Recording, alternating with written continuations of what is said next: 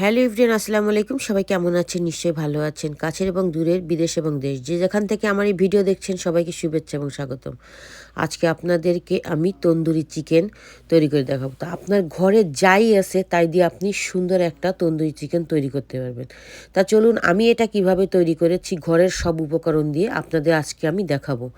তো এখানে আমি আদা রসুন ব্লেন্ডার করা ছিল সেটা দিয়ে দিলাম এবং ধনে পাতা দিলাম, শুকনা মরিচ দিয়েছি, ধনে জিরা, হলুদ লবণ সব দিয়ে, পেঁয়াজ দিয়ে, এলাচ দারচিনি লবঙ্গ সব আমি একসাথে দিয়ে, কাঁচামরিচ এগুলো সব আমি একসাথে দিয়েই এখানে এটাকে ব্লেন্ডার করে নেব। আমি একটা মশলা তৈরি করব।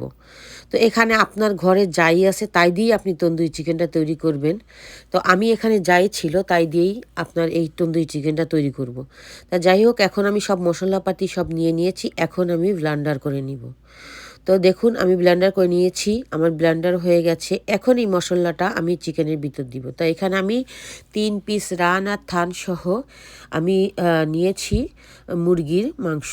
তা এখন এই তিনটা রানকেই আমি ভালো করে কেটে নিব মাঝখান দিয়ে, যাতে ভিতরে মশলাগুলো ভালো করে ঢুকতে পারে এবং ভাজলে যাতে ভিতর থেকেও ভালো করে ভাজা হয়, এজন্য আমি এগুলোকে কেটে নিয়েছি ভিতর থেকে। তা আমি কিন্তু কাটার পরেও আমি ভালো করে পানি দিয়ে ধুয়ে নিয়েছি, কারণ এর ভিতরে রক্ত থাকতে পারে, পয়জন থাকতে পারে, এজন্য আমি নিয়ে পানি ছাড়িয়ে টিস্যু দিয়ে আমিও পানিটাকে ছাড়িয়ে নিয়েছি। এখন মশলাটা দিয়ে ভালো করে মেখে আমি আধা ঘন্টা ঢাকনি দিয়ে ঢেকে রেখে দিয়েছিলাম। তো এখানে একটু তেল ইউজ করতে হবে, সামান্য পরিমাণ তেল ইউজ করে এখন আমি এটাকে ভেজে নিব। তো আমি প্যানে তেল গরম করতে দিয়েছিলাম, তো আমার প্যানে তেল গরম হয়ে গিয়েছিল। এখন আমি এরপরে চিকেনগুলো দিয়ে দেবো। তা আমি এটা একদম মিডিয়াম আঁচ দিয়ে ভাজবো, যাতে আপনার মশলাটা না পুড়ে যায়, এজন্য মিডিয়াম আঁচে ভাজতে হবে। অবশ্যই মিডিয়াম আঁচে ভাজতে হবে, কারণ এখানে মাংসটা সিদ্ধ হওয়ার ব্যাপার আছে, এজন্য।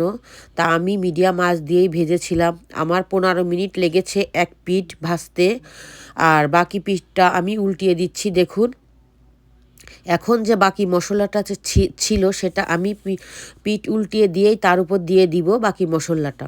তা দিয়ে আবারও আমি ঢাকনি দিয়ে ঢেকে দিয়ে আরও 15 মিনিট ও পিঠ আমি ভেজে নিব। তা এপিঠ উপিঠ দু পিঠই দেখুন আমার সুন্দর ভাজা হয়েছে। আরও আমি 10 মিনিট এটাকে এপিঠ উপিঠ করে ভেজে নিব। আর একটু ভাজার প্রয়োজন, কারণ আমার মনে হচ্ছে ভাজাটা একটু কম হয়েছে।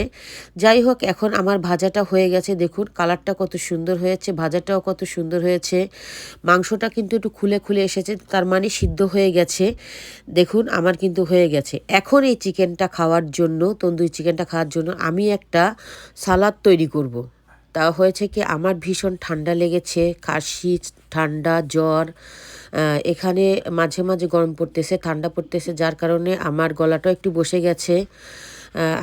আমি সরি, আপনারা কিছু মনে করবেন না যদি ভুল ত্রুটি হয়ে থাকে। তো আমি সালাদ তৈরি করতে এখানে গাজর, শসা, পাতাকপি, তারপরে এখানে আমি একটা সস নিয়েছি, এটা হোটেলে পাওয়া যায়। আর এখানে আমি ঘরে তৈরি করা বুরহানি, একটু বুরহানি দিয়ে দিব, টেস্টটা ভালো আসবে এবং মজা লাগবে খেতে, এজন্য এখানে আমি কিছু কাঁচামরিচ কেটে দিলাম। এখানে কিন্তু আমি সামান্য লবণও ইউজ করেছি, সামান্য পরিমাণ, আপনি স্বাদ মতো লবণটা দেবেন। তার দেখুন আমার কিন্তু সালাডটা তৈরি হয়ে গেছে।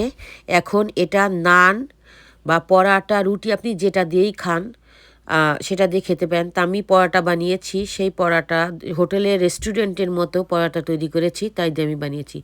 জানি না আপনাদের কাছে আমার এই ঘরোয়া রেসিপি কেমন লেগেছে। ভালো লাগলে লাইক শেয়ার কমেন্ট সাবস্ক্রাইব করবেন। সবাই ভালো থাকবেন। আসসালামু আলাইকুম।